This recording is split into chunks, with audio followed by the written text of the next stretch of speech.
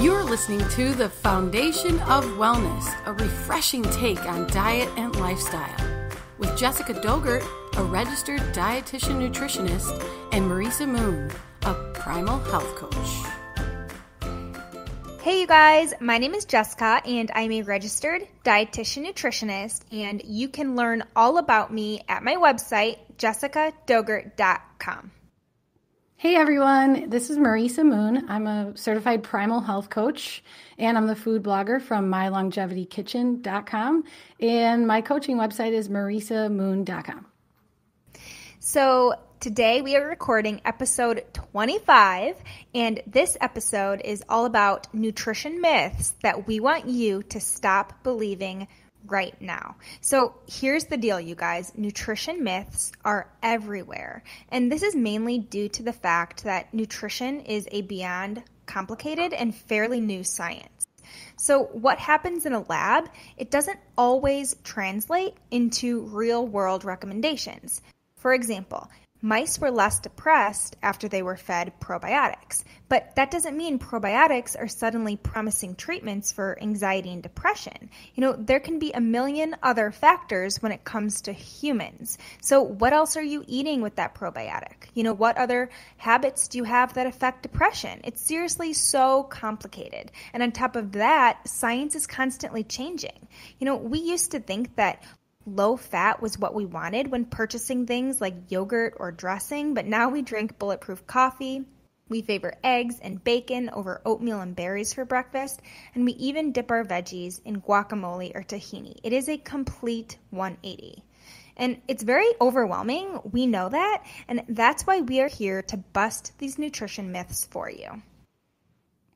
I was thinking when you were talking about those different foods that we've switched over to, like we favor eggs and bacon over oatmeal, I'm pretty sure a lot of our listeners are probably still eating oatmeal for breakfast and choosing low-fat milk or a non-fat creamer for their coffee.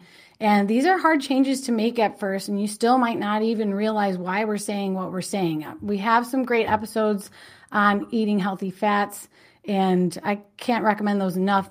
They'll help drive home some of the myths we're busting today. That's episodes 8 and 9. But on top of everything you said here, Jess, it's not always just the science that leads to these false claims either, right?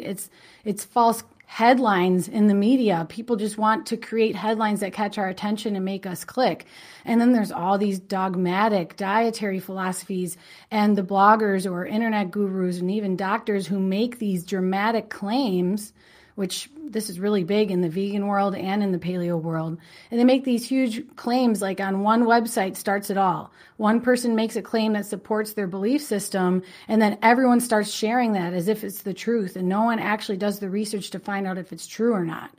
And this can just be why the internet is so confusing, and we have to do our own research. I mean, part of the thing I'm trying to do as a health coach is to put an end to the confusion regarding what's healthy. And I think that's what we're doing with this show. Right. I mean, think about it. There are so many people who I follow on Instagram because I love them. And it's almost as if, okay, they put out some information. You just instantly believe it, whether it's true or not. And sometimes it might not be true, but you just believe them because, you love the personality and, you think that they're pretty high up there in the nutrition and wellness world where, you really need to make sure that you're educating yourself and figuring out fact from fiction. So are you guys ready to myth bust? I think you are. Okay, so let's do this. Okay, so one myth that I want to talk about is a calorie is a calorie.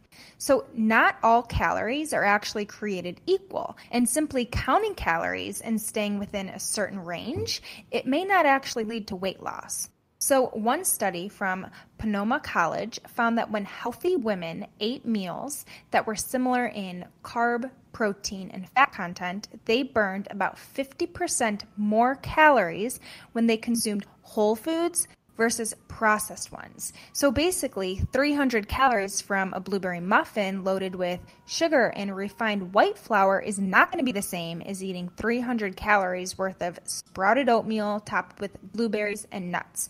So what I'm trying to say here is that quality does matter when it comes to calories.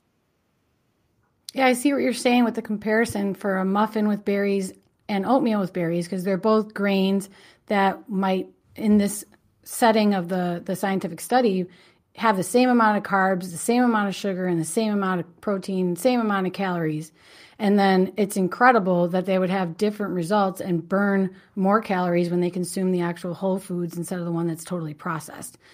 That's a great example. And time again, studies are showing that participants, when they eat more food and they're restricting calories, like they're eating more low-calorie food. So in the end, you're consuming way more carbs and junk calories when you could have just started with something satisfying that's full fat instead of something that's low carb. Like, what if you had full fat plain yogurt or an avocado? It sure beats the low calorie version, and you end up eating less because you're satisfied. Totally. I mean, that kind of brings up a really good point. You know, it's like, oh, I wanted that apple pie, but I'll just go for the apple instead. Whereas, like, if you just allow yourself to have like a healthy version of something, you know, and you satisfy that craving, in the end, it works so much better than like depriving yourself too. So another myth is that counting calories will actually lead to weight loss. So a study from the University of California, San Francisco, found that counting calories, it can actually backfire, you guys. So the researchers randomly assigned 121 women to one of 4 diets. So group 1 tracked their calories, keeping them to about 1,200 a day. Group 2 ate normally, but recorded the number of calories they consumed. Group 3 ate 1,200 calories a day, but they did not have to record them. And then group 4 ate normally without any calorie tracking. And at both the beginning and the end of the 3-week study, the researchers measured each woman's cortisol and stress levels. And calorie counting, even without cutting, made the women feel more stressed out. And cortisol is going to be a hormone that revs up appetite. It amplifies our cravings for fatty and sugary foods, and it actually leads to weight gain, particularly in the belly. Whoa, that's a cool study. A lot of people actually like tracking or monitoring, it's sometimes called, because they just are a numbers person or they want to make sure they're doing everything right, but that easily turns into an obsession. That's why when I did my intermittent fasting workshop this weekend, we were talking about lowering your carb intake to something that's more natural for the human body so that when you are intermittent fasting, you're tapping into fat stores more easily for energy. But what I got into was maybe you have no idea how many carbohydrates you're consuming. So I said, if you want to use a carb tracking app or food journal to track your carbs, you can do it for like 2 to 3 days, but I don't suggest that you do it the whole time because it can easily be so stressful and cause you to strive for perfection. And then you end up just keeping on weight because you're so stressed, and just like you were explaining there. So good point. But counting calories doesn't even work for most people, and especially doesn't work in the long run. I can't even, the counting calories can't even keep the Biggest Loser contestants from regaining their weight back after the show. Right. Counting calories just screws up your metabolism and your appetite, and that's really where it all begins. It even messes with your brain and runs you down. And the diet industry wants us to count calories because they can sell us things that are marketed towards lower calories, and they have been for a really long time. And they don't want us to worry about all the crap that's in their products. But packaged low-calorie diet food and drinks are just a product of sales and marketing. And if we forget that there's so much more to health than just the number on the scale, then we're missing the big picture. Forget about calories and just eat real food. Because calorie restriction just wages war on your health in so many different ways, and it starts with hormonal imbalance. The immediate result of counting calories is that we get hungrier and we eat more low-calorie crap to satisfy our cravings. And it messes with our psychological health too, because who feels good when they mess up on their diet or submit to their cravings when they're trying to really restrict their calories? Our ability to burn fat or to store it is actually a function of the metabolism, not a matter of calories in and calories out. It's actually all about hormones. Hormones control how you feel before you eat, while you eat, after you eat, and they control what happens with your body fat throughout the entire process. Maybe you're surprised when I say that hormones are what's most important when it comes to weight loss, but your appetite hormones and your blood sugar regulating hormones and your fat storage hormones are all running the show here, and even the stress hormones like Jessica was talking about. Besides, the way that our body uses food is exponentially more complicated than simply counting calories consumed and calories burned. There's this entire slew of complex interactions between the nutrients, the vitamins and minerals, our hormones, and all sorts of different processes and factors are involved from start to finish. Oh my gosh, you nailed it. I mean, it truly is all about hormones. And another thing that might actually shock our listeners is that calories are not always accurate. By law, most products are allowed a 20% variance when it comes to the accuracy of the calories stated per serving. So in other words, up to a 20% margin of error is acceptable. So if a clean collagen bar like Primal Kitchen or Bulletproof states that it's 200 calories on the nutrition label, it could actually contain 240. I never knew that. Whoa, that's kind of a big difference. I mean, counting calories sucks anyway. Don't do it. I know. It's no fun. It's like it messes with your brain too. So just don't do it. Okay. So moving on to another myth, raw veggies are best. So raw food lovers preach that food should never be heated above a certain temperature because natural enzymes in those raw living foods are what helps your body thrive. And cooking does cause nutrients to degrade in most cases. So think about boiling or frying veggies and just losing veggies or losing vitamins in the process. But in some cases, it's actually going to increase the availability of nutrients. So think lycopene in tomatoes. And honestly, I say that the best way to even eat veggies is really whatever way you like to eat them, because I think in general, we don't eat enough veggies. Yeah, most people do not. You're absolutely right about that.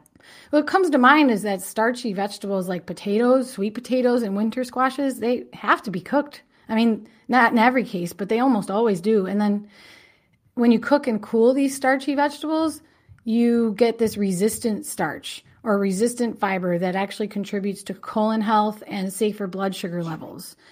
But most other vegetables besides tomatoes and starchy ones that we've mentioned should actually be cooked lightly, preferably like steaming them under 4 minutes or just lightly sauteing them. And if you have trouble digesting raw vegetables, like some people say, I cannot eat salads, I can't eat raw vegetables, then you'd probably benefit from a low FODMAP diet or by incorporating digestive enzymes and other supplements that can help you with this process naturally. And remember, fermented vegetables like real sauerkraut that you buy in the refrigerated section and kimchi, they are much higher in enzymes and vitamins compared to even raw veggies, and they're partially broken down in the fermentation process, so they're easier to digest. Everyone wants to get a serving of fermented vegetables in a day. And if we eat the more nutritious forms of vegetables, we can access so many nutrients that we can't get in the cooked form. And maybe you're listening and you're like, sorry, I'm not like super into just the nutrients and that's not selling you on eating more raw veggies. Then perhaps you should know that the burden you're putting on your pancreas when you eat a diet that's all cooked foods is a big problem. The pancreas has to work in overtime to produce enzymes that we should be getting from our food, but we aren't getting them because the food we're eating is cooked and heated and all the enzymes are dead. Enzyme researchers say that over time, your digestive organs like your pancreas are working way too hard, and this leads to a shortened lifespan, illness, and lowered resistance to stress of all types. And your brain even shrinks too. The studies show that people who eat only cooked foods are suffering the consequences of the digestive burden of not having enzymes in their diet. Wow, that is crazy. Honestly, it just makes me want to reiterate what you said in terms of fermented veggies, with them being raw and fermented and having those live enzymes there. I mean, we want to be incorporating fermented veggies into our daily diets. So I loved how you said that. Another myth is that fruit is bad. So many people are really afraid of fruit nowadays, and I think it's really thanks to the trendy keto diet, which we actually talked about 2 weeks ago in episode 23, I believe. And the keto diet is what embraces a high-fat, low-sugar diet, and just fearing that even natural fat could possibly lead to weight gain.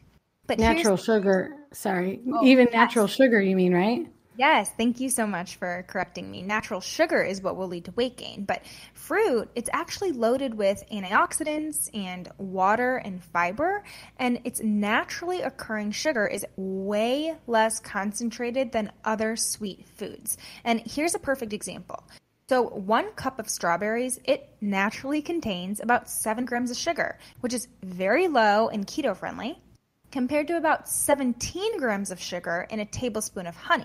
I mean, that's a 10-gram difference there. And, some research is even showing that compared to veggies, fruit may be more powerful on weight loss. And this may be because fruit tends to replace higher calorie treats and desserts, whereas vegetables, I feel like, tend to be add-ons. So fruit is definitely worth including in your daily diet as long as you don't overdo it. I always say just aim for at least a serving a day, maybe as a snack, think an apple and almonds, or even as dessert. Think about like a bowl of berries with whipped cream on top. Earlier you mentioned something about apple pie and eating an apple instead. Well, something our listeners might be surprised to know is that fruit typically it grows in antioxidant concentration when you cook it. So if you want, you can saute those apple slices in a little bit of coconut oil and cook them until they're nice and soft and juicy without adding extra sugar. You can add a little bit of water if you want to make it more liquidy, and then add cinnamon, and you have something that resembles like apple pie filling. It's really rich in antioxidants because fruit responds to heat in that way by producing more antioxidants. Isn't that cool? That's so cool. And I know another trick too that makes fruit a little bit sweeter. This may sound really weird, but sometimes if you add like a little bit of sea salt on your fruit, I don't know why, it like amplifies the sweetness for me. But also, like you said, cooking it really intensifies that as well. Cool. I forgot about that trick. Good one. Well, a lot of listeners might be surprised to hear that our fruit has changed so much because of farming methods and hybridization. Hybridizing crops is like crossbreeding, like you would with 2 different types of dogs breeds. You would crossbreed them to get a new breed. And they do that a lot with any kind of popular fruits and vegetables because they want to get one that is sweeter or bigger or lasts longer.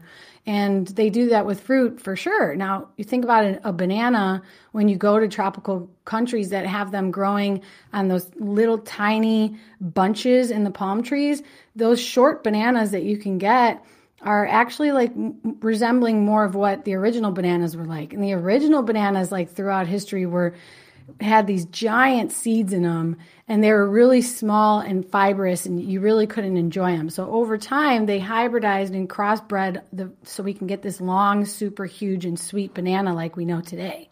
That's important to know because if the fruit wasn't really designed that way in nature and it's changed so much, it makes sense now why we have to start wondering how much sugar is in the fruit or if we're eating too much. Now, where the problem begins is dried fruit. Especially dried fruit that's been sweetened. Like if you buy dried mangoes, most of the time they're going to have added sugar. That's crazy. It doesn't need any. And then people are eating things like banana ice cream because they want to eat dairy-free ice cream. I'm not saying I never had it before, but it's like to make 1 serving of your banana ice cream, you're probably eating 2 or 3 bananas at a time. It's too much. Honestly, and that also reminds me of some like people on Instagram, you see them just eating fruit, which is so crazy to me. Yet, they embrace living this healthy lifestyle and they say they feel really good and energized, but like they're only eating fruit, like 20 bananas a day. I find that astonishing. Yep, I've seen that. I know exactly what you're talking about. And then also vegans some hardcore vegans don't want to eat honey. So there's apple honey now or apple syrup. And there's all sorts of fruit extracted syrup, which is really high in fructose. And it's very similar to having fruit juice. Sorry, but your apple juice or your orange juice without the fiber or the fresh fruit, it's just sugar water. Maybe there's a few vitamins there if you're lucky. I mean, according to Dr. Mark Hyman, who wrote so many different books, right now he wrote one, Food, What the Heck Should I Eat? But he says that we should all focus on lower sugar fruits like berries, apples, and pears and use the others as a treat in smaller quantities, especially if you're not working out enough to utilize those excess sugars. And that's why I always suggest people use like a half a banana or a third a banana when they want to add one to their smoothie. those bananas are full of sugar and can contribute to weight gain. So if you're on a weight loss journey, I really think just using a half or a third gives you that sweetness you want in your smoothie, and you just freeze the rest of the banana to use later. But Dr. Hyman says if you're overweight, you're diabetic or pre-diabetic, then you need to be even more careful limiting your fruit intake to a half a cup of berries a day or one piece of fruit a day. And for everyone that loves apples out there, just understand that they vary in sugar content dramatically. So some good choices to look out for is the Braeburn apple, Cortland, Fuji, Gala, Granny Smith, and Honeycrisp and McIntosh. And then stay away from the Pink Lady, the Golden Delicious, and always buy your apples organic and eat the skins, because those antioxidants change the way that the sugar is affecting us in our body. But apples are one of the most highly sprayed and chemically laden vegetables and fruits ever. So buy organic. Those are really good tips. I mean, I love how you mentioned to eat the skin, but then also I really was not aware that, different types of apples had like different sugar content. That's really interesting to me. Moving on to another myth, if you're not following your plan, your eating plan, your exercise plan perfectly, it won't work. And I feel like I tell my clients all the time, it's not about being perfect. It's actually about progress versus perfection. And I think all the time I see clients have perhaps like one bad snack and just let it turn into like a really bad day, or just one bad day and let it turn into a really bad week or even month. And I don't want you to let your fear of imperfection lead to inaction or just really interfere with you becoming the best version of yourself. I think sometimes setting your expectations super, super high can actually just trigger the stress hormone cortisol, which causes weight gain. And it's just not worth it. I think it's really important to just do the best that you can as often as you can and just don't worry about the rest. You're right, because this is known in the paleo world and in the vegan world that if people aren't getting the results that they were after or that other vegans or paleo enthusiasts are getting, then people make them feel like, well, you must not be doing it, enough. You must not be doing it good enough. You must not be paleo enough. You must not be vegan enough. And this happens in the gluten-free world too. Then they just start acting like, oh, it's because it's probably hiding in your skincare products and it's probably here or there, or you're not strict enough when you go to a restaurant. But talk about stress. Maybe it's stress-induced. Maybe that's the missing link. And I like to talk to people in my workshops or clients about this all or nothing mindset, which is really what you were describing, Jessica. It's like, oh, well, I already had a Coke and I wasn't supposed to drink a Coke, so I'm going to have ice cream after dinner anyway. And it's kind of like, I just blew it, so might as well just let the whole day go. But cheat meals and cheat days really set you up for this. I like to tell people to really have a cheat item. Like if you're going out to eat with your family and you're really excited to have a burger and fries, can you get the burger without the bun, have the fries, and not drink alcohol or pop? Then you've made a conscious choice ahead of time, not just caving under pressure in the last moment. You made that choice ahead of time and you were like, I really want to enjoy myself. I'm going to have fries this time, but that means I'm going to do everything else according to plan. Now, something else I like to help clients with is that planning ahead factor.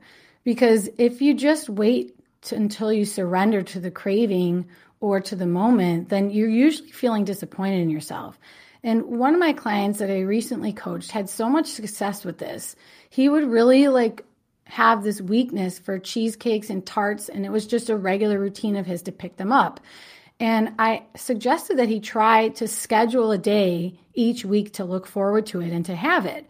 Because I didn't say you can never have the cheesecake or the tart again. I don't believe in that. So I suggested, well, how would it feel to you if you were like, Saturday, I get to have my cheesecake? And you can work on the quantity or the serving size later. Just right now, I want you to look forward to one day to have it.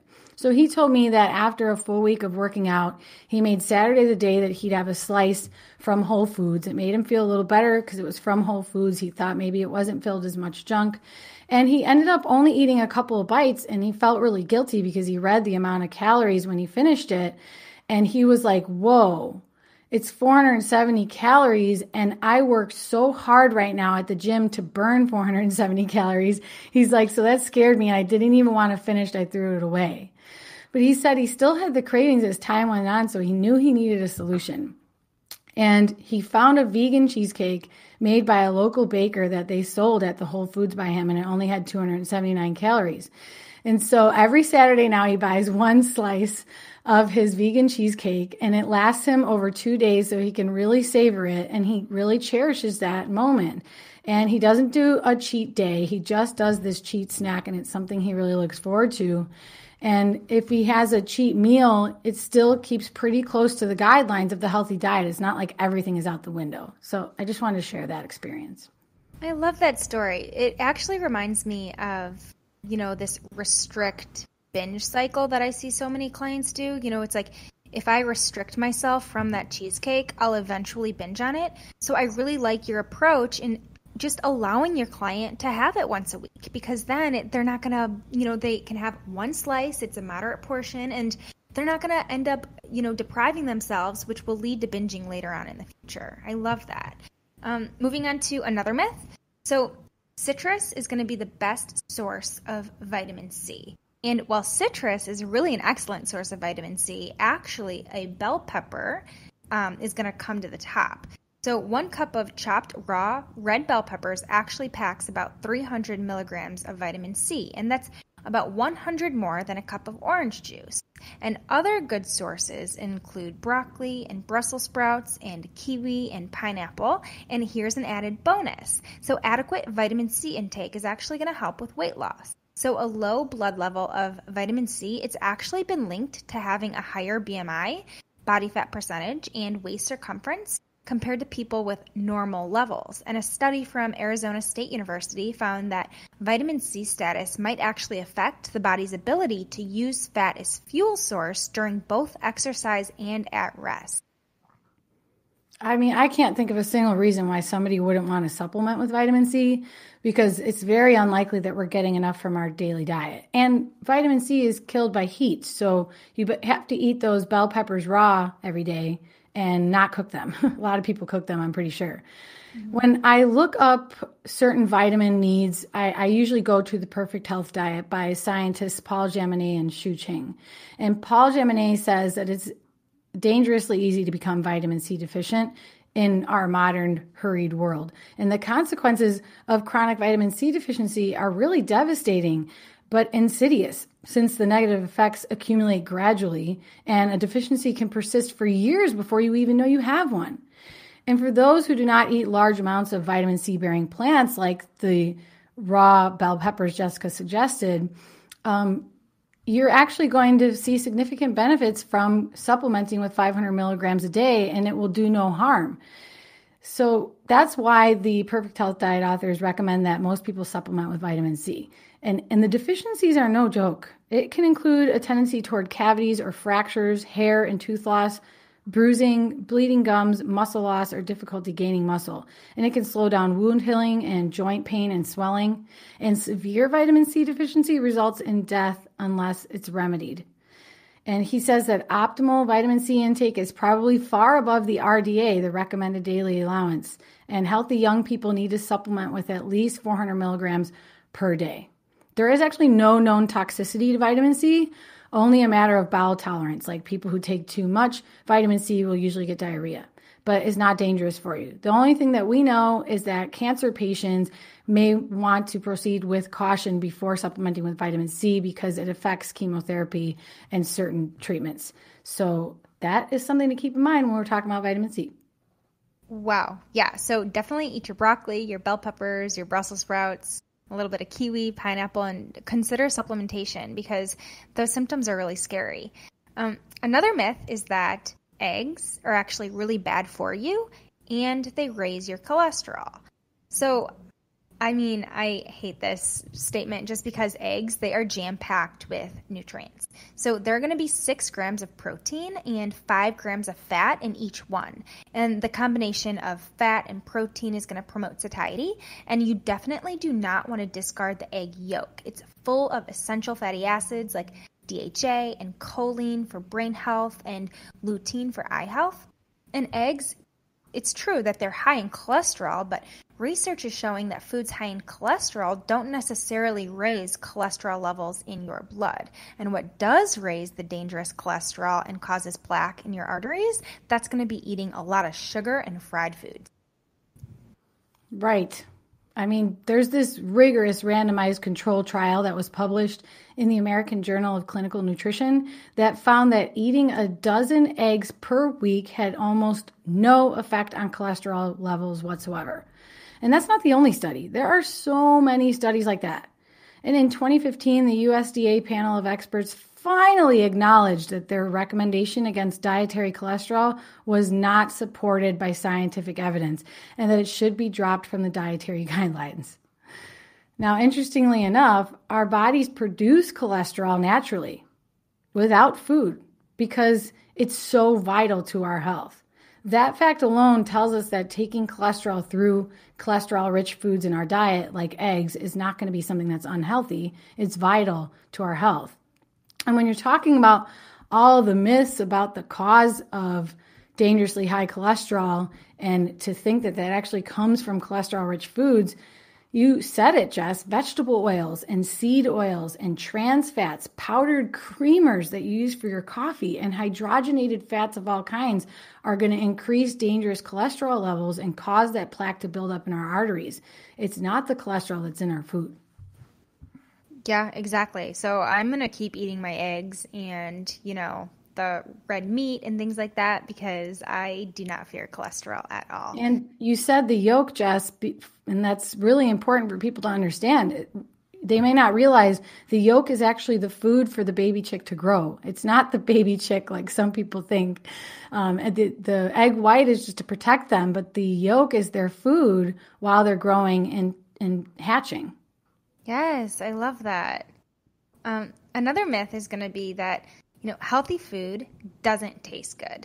And really, this all boils down to how healthy foods are going to be prepared. And I think, of course, something boneless and skinless like a chicken breast and unseasoned steamed veggies, okay, that's not going to be very appealing, but you don't really need to deep fry or down your foods in a creamy sauce to just make them taste great. What I want you to do is just start experimenting with herbs and spices like garlic and basil and rosemary and dill and ginger, along with flavorful additives like fresh squeezed citrus juice or Dijon mustard and balsamic vinegar. I mean, a study from a University of Maryland School of Medicine study found that teaching high school students to use herbs and spices actually improved attitudes toward eating healthy foods, and that included vegetables. So healthy dishes can actually be delicious. Oh, yes, they can.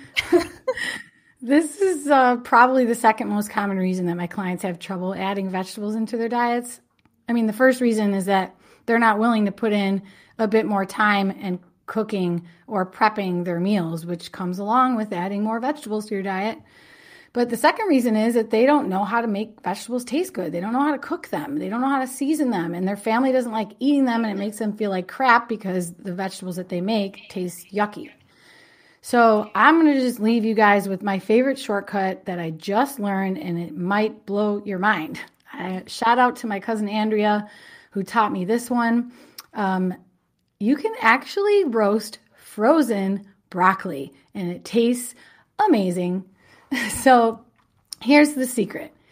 You want to preheat your oven to 420 degrees Fahrenheit, 25 degrees, 425, and get yourself some avocado oil or other high heat cooking oil. You can melt some ghee. That would be perfect here. Now take your frozen broccoli florets right from the freezer. Don't thaw them out, and toss them with that oil, the healthy fats we just mentioned, plenty of salt and black pepper and garlic powder. You don't want to hold back there. The flavor is outstanding. And you're going to roast it in the oven for about 15 minutes and then maybe give it a little turn so that one side doesn't get too blackened. And you are going to be shocked. It's so delicious, and it's hard not to eat the entire tray when it comes out of the oven. Honestly, you had me at 15 minutes. I feel like so many people complain about, how cooking takes a long time to do, but to have veggies ready in 15 minutes and that tastes delicious because of all that garlic and that salt. And, I just think roasting amplifies the flavor. Oh my gosh, that sounds so awesome. Yeah, I can't say it's the most nutritious way to cook broccoli because we're probably killing off a lot of those nutrients. But it's these kinds of tools that you need in your belt in the beginning that are going to encourage you to try new things and maximize the nutrients down the line. Right now, I just want to get you preparing vegetables and people in your house eating vegetables at every meal. And loving them and telling your family and friends like, oh my gosh, I just made this delicious frozen broccoli dish yesterday. You have to try it. Yeah. So another myth is going to be that eating fat makes you fat.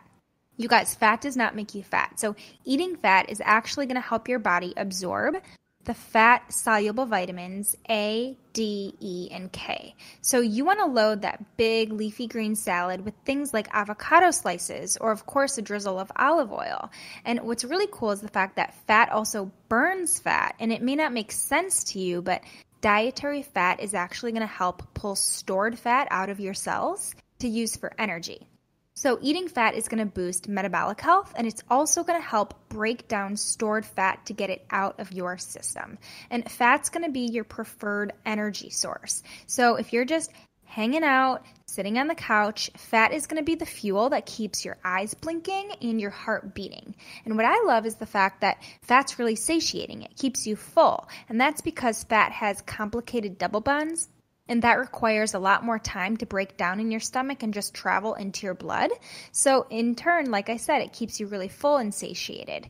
So you want to make sure that you are adding fat to your daily diet. And here's how. You can add avocado slices to an omelet. You could drizzle garden salads with extra virgin olive oil. And you can even snack on veggies with guacamole or tahini as a dip. And of course, you can enjoy a little bit of dark chocolate every night, like as a daily treat. Cool. I like that you're explaining how it takes a little more effort to break down the fats in your body, and that's why it helps keep you full. I didn't know that. Well, it's the combination of sugar and fat that actually is going to make you fat, so watch out. You don't want sweet fat, which is what Dr. Hyman always calls it. It's easy to remember that way. So when you're having something that's fattening that's also serving as a dessert, that's when you're contributing to weight gain. And really a high carbohydrate diet in general is going to produce more stored body fat and stop you from accessing all that stored body fat. It's crazy, but your high carbohydrate diet is definitely contributing to the fat on your body. Now, eating fat actually speeds up your metabolism in a very efficient way and helps you lose weight. In a metabolic ward study, which is the most accurate form of nutrition studies, and they lock people in a room literally to finish the study and control every factor involved.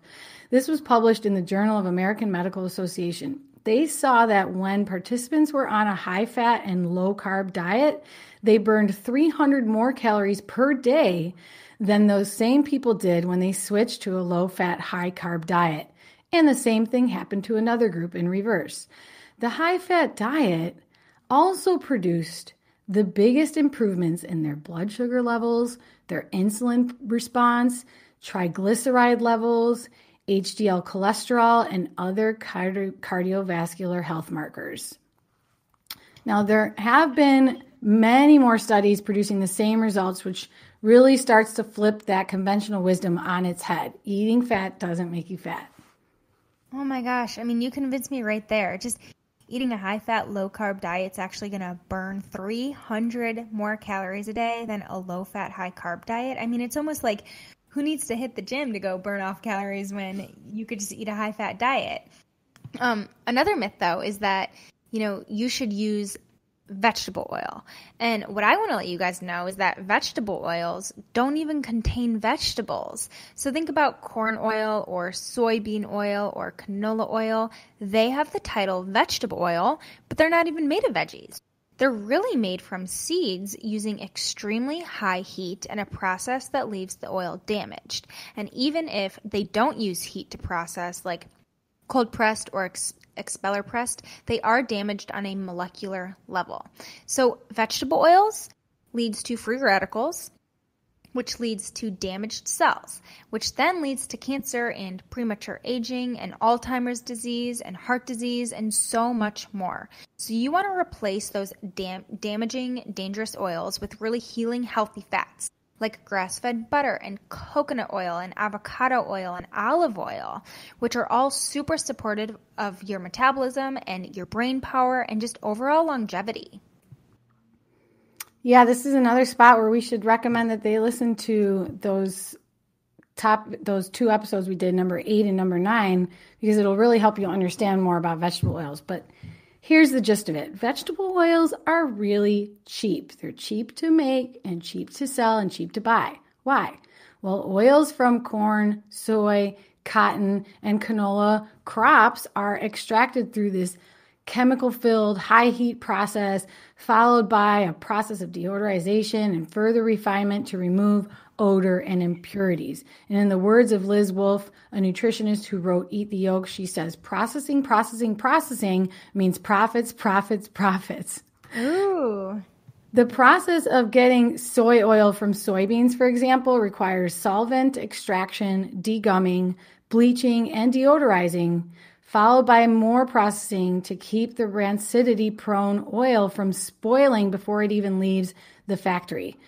It's no surprise that until the 1940s, this oil, soybean oil, was thought to be unsuitable for human consumption, but appropriate for use as a paint additive. These damaging processes yield a profitable product, not anything that's considered healthy. And there's a lot of money behind it, you guys. It's a true driving force in the commodity crop industry, not the health industry. That's why there are so many groups that are seemingly trustworthy, like the American Heart Association, for instance, telling us to consume vegetable oils. There are far too many dollars and networks and connections relying on this message. So no one wants us to know the truth. These are damaged, oxidized, warped fatty acids and unstable oils that are incorporated into our cells when we eat them. And just like Jessica said, we're talking about premature aging, cancer, heart disease, and even damage to our very DNA. So watch out, because all of those chips you're buying and even the jarred foods at stores like Trader Joe's, they all have canola oil, sunflower oil. All of those fats are damaged. So keep an eye out for any company that's taking the leap in cooking with coconut oil and avocado oil and even palm oil that's sustainable, because those are healthy fats that can handle the cooking and the heating. And I love how Marisa said, even shopping at places like Trader Joe's, which is a really trendy grocery store, you just have to make sure that you are reading the ingredient list on the nutrition label, because that can have damaging oils like canola oil, and you might not know it, just thinking that Trader Joe's is healthy. And it's, every product in the grocery store is going to be good for me, like at Whole Foods or something. So really, you want to make sure that you are reading the ingredient list. So moving on to another myth, there's really no such thing as gluten intolerance. And you know what? There is a condition called non-celiac gluten sensitivity. So people who test negative for celiac disease may actually still experience unwanted symptoms when gluten remains in the diet. And that includes a foggy brain and depression and abdominal pain and bloating and constipation and headaches and bone pain or joint pain and just fatigue. Yep, this is really the truth, and it hits home for me. While some mainstream medical professionals continue to insist that non-celiac gluten sensitivity does not exist, scientists have validated it, and it is a distinct clinical condition. And according to Chris Kresser, the leader of the Functional Medicine Institute and a functional medicine practitioner himself, he says, we now know that it's possible to have gluten intolerance without having celiac disease. And this condition is known as non-celiac gluten sensitivity. And that gluten intolerance is more of a spectrum of conditions than just one single condition. So like you're going to have celiac disease on one end of the spectrum and complete tolerance of gluten on the other end of the spectrum, meaning this person gets no symptoms or has any reactions at all. And then non-celiac gluten sensitivity is somewhere in the middle of that spectrum. And left untreated, gluten intolerance can lead to serious and debilitating health conditions So discovering and addressing your sensitivity can save your future health as well as improve your quality of life. And Chris explains in an ebook that he has, Should You Go Gluten-Free is the name of the title. It's free from his website, chriskressert.com. But he explains that actually non-celiac gluten sensitivity can be more dangerous to your health than having celiac disease. And that's because so many people go untreated and there aren't any dependable tests to definitively learn if you have gluten sensitivity. And there are so many practitioners who don't even believe in it yet. And I know from personal experience, this is nothing to take lightly. I have tried everything there is to try to tolerate gluten in more ways than not and to see if I can cheat here or there. And I'm telling you, the effects, even after healing my gut and getting so much healthier or having sprouted grains, I still get headaches and hangovers if I consume any gluten. And if I consumed too much, I know I would get my old symptoms again, which was crazy sharp stomach pains and diarrhea and things that just made my life so miserable. Now, when I go to Italy one day in the future, I might be willing to try some Italian wheat because the wheat is prepared. It's grown differently. It's a different seed. And even people with celiac disease often find that they can tolerate it. It's not farmed the same way. It doesn't have the same chemicals on it. And the way that they prepare it is often different as well. It amazes me that, you can enjoy something in Italy, but you can't enjoy it here in America because the way that our food is highly processed. It's so sad to think about. But definitely, even though, you may not be diagnosed with celiac disease, you could still have a gluten sensitivity, so just be aware of that. Moving on to another myth, willpower is the answer. So when it comes to food, I actually say don't even rely on willpower. I actually think that food willpower is a myth, and instead you want to rely on something called proximity power. So that's insight, in mouth, out of sight, out of mouth. And research found that women actually ate 2 times fewer Hershey's Kisses when they were in an opaque container on their desks instead of clear containers. And they even had fewer when they were 6 feet away. Oh, that makes total sense. And I'm glad to hear that you think food willpower is a myth. So do I. But I think you're describing like the law of inconvenience. You don't want to have something so convenient right there for you to grab, and it's just setting you up to fail. That's why I hate willpower. I hate willpower for a few reasons. Number one, packaged foods are designed to make us find them impossible to stop eating. Food scientists are hired by all the big name brands and all the packaged food producers to determine the perfect equation of sweetness and fattiness and salt and mouthfeel and MSG and all these things that make us addicted. And that's why you really can't stop eating Lay's potato chips when you start. And that's why you can't stop eating a piece of candy once you start eating. So keep that in mind. Willpower is a joke in that respect. But I also hate it because if you have decision fatigue, which is something that happens whenever you have had a long day and you've made too many decisions, starting with what you wear in the morning and, all the things that you're doing right before you leave the house. And then when you get to work, you got to make so many decisions. By the time you get home, you want to do what's easiest. And that usually ends up being something that's outside of your diet, like heating up a frozen pizza or calling for delivery, because by the end of the day, it's not even about willpower anymore. It's about decision fatigue. And that's why food prep and meal prep is so valuable. But then there's also this almost immediate reward for optimizing your micronutrient intake. That means eating foods that are more dense with nutrients. This helps you finally get a hold on your cravings and your appetite so you can just forget about willpower. When you eat foods that are nutrient dense, it helps the brain's appetite system feel more satisfied instead of your brain making you think that you're hungry because you need more nutrients. Your brain is craving more nutrient-dense foods. That's why your cravings don't stop. And that's how we've always eaten until we became this industrialized society where everything is made in a package instead of made in our own house. You know what? You bring up such a good point, just because a lot of people are like, oh my gosh, Jessica, you don't really crave sweets that much. And I'm like, I think it's because I eat such like nutrient dense real foods that I crave more real foods. Whereas I think, I know a lot of people who love sugar, and it's like the more sugar you eat, the more you crave. I really do believe that. Oh, yeah, you're right. Totally. Yeah, so we talked about so many different nutrition myths, but we kind of want to give you a few bonuses and talk about some fitness myths. And one fitness myth is that if you work out, you can eat whatever you want. And that is just plain wrong. So one Arizona State University study looked at the impact of exercise on 81 overweight women with previously sedentary lifestyles. And while following their usual diets, the group participated in a 12-week fitness program.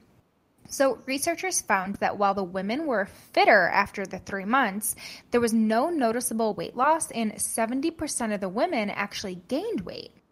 So there are so many incredible health benefits to exercising that actually have nothing to do with weight loss. I mean, think about better mood and lower cholesterol levels. But if you're looking to slim down, you don't want to think of exercise as a way to do it. So working out is really not a weight loss guarantee, as the study showed. I really want our listeners to think of exercise as a way to just build self-esteem and body confidence and to really feel strong. I couldn't agree more. There's a lot to think about here. Some of you listeners might be thinking, but muscle burns more calories than fat. So if we work out, then we'll burn more calories on a daily basis. And that's true to some extent, but not to the extent that this urban myth would have us believe. Some health professionals, like Dr. Oz, for example, have suggested that a pound of new muscle burns 50 more calories in a day. And if that were true, then adding 10 pounds of muscle would mean you could burn an extra 500 calories a day just sitting around the house. Sounds great. That no wonder everybody believes it. They want to believe it. But the problem is that a lean muscular body doesn't burn that many more calories than a higher fat body at the same weight while they're resting. A pound of muscle burns approximately 6 calories per day, while a pound of fat, which some people believe burns nothing, actually burns 2 calories a day, which now we're talking about a difference of 4 calories. And it's kind of like, okay, that's a difference of 2 macadamia nuts that you can burn when you have more muscle. It's nothing. Wow, interesting. Yeah. And it doesn't help that when you work out without correcting your diet, you'll see that you're getting nowhere and you'll wonder why. Well, it's the theory of compensation. The theory of compensation explains that when we burn more calories through exercise, we inevitably end up eating more. We even become lazier in the hours after exercise. Both are really as a subconscious effort to reward ourselves, or like, I worked out today, so I can have this, or I worked out today, so I'm taking the elevator. It's crazy, but the theory of compensation explains a lot. There are so many people out there busting their butt in the gym, and they're wondering why they're getting nowhere. Oh my gosh, and that brings up just such a good point. So I was in Florida this past weekend, and I was talking to my mom about it, how I just feel like people, like you said, bust their butts in the gym, and they'll, go take an hour really intense cycle class, but then maybe they might be lazy the rest of the day, where I actually believe what's more important is just to be kind of like physically active throughout the entire day, just like walking around the city. I almost think is more important than working out intensely and then doing absolutely nothing the rest of the day, which actually leads me into the second fitness myth, which is working out hardcore is the only way to lose weight. And I do not believe this. So while staying physically active is so important, it can actually work against you if you are killing yourself in the gym. You may need to ease up on workouts altogether in order to lose weight. So intense exercise without rest can actually cause an abundance of inflammation in your body. And your body views chronic inflammation as an emergency fire, and your body is going to send all of these different resources out to just put the fire out, which means it really has little left to help you shed those pounds. And the best workouts are going to boost metabolism without draining your energy or taking up all of your time. So new research actually finds that yes, you can get results, but as little as 13 minutes 3 times a week. And what I love and what I recommend is really high intensity interval training, like 20 minutes in the gym, and maybe not even every single day, but you don't need to spend 60 minutes in the gym, and you can get results with just maybe a 12-minute workout, a 7-minute sprint routine or something like that. I'm with you. That is like exactly how I think. And maybe one day when we start having our guests on the podcast, we'll have someone that really can explain this further, because I want to know what's ideal. I figure it out for myself, and I help some clients figure it out. But to really articulate how this works, it's not 13 minutes of lazy fitness, and it's not, all high intensity interval training all the time. There's some nuances there that are important to get into. But what I want our listeners to take away is that chronic exercise is really a vicious cycle. And this cycle inhibits fat burning. It increases the stress hormones. It breaks down muscle tissue. You ever wonder why endurance runners are not very muscular? And it leads to chronic fatigue, injuries, and adrenal burnout. So you got to be careful when you're chronically exercising that it's not backfiring on you. You really got to give your body the rest that it needs and be a little bit wiser about the types of exercise that you choose. Yes. Okay. So, how many of these fitness and nutrition myths are you guys currently falling for? Marisa and I want to know, so shoot us an email because we'd love to hear from you. My email is jessdogert, DOGERT @gmail.com. And Marisa's? It's Marisa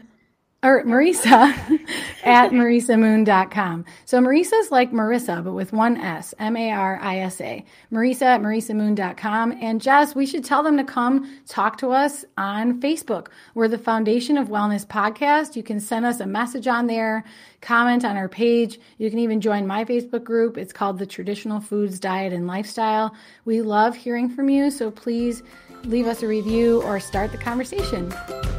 Yeah, and thanks for listening, you guys. Have a great day. Bye.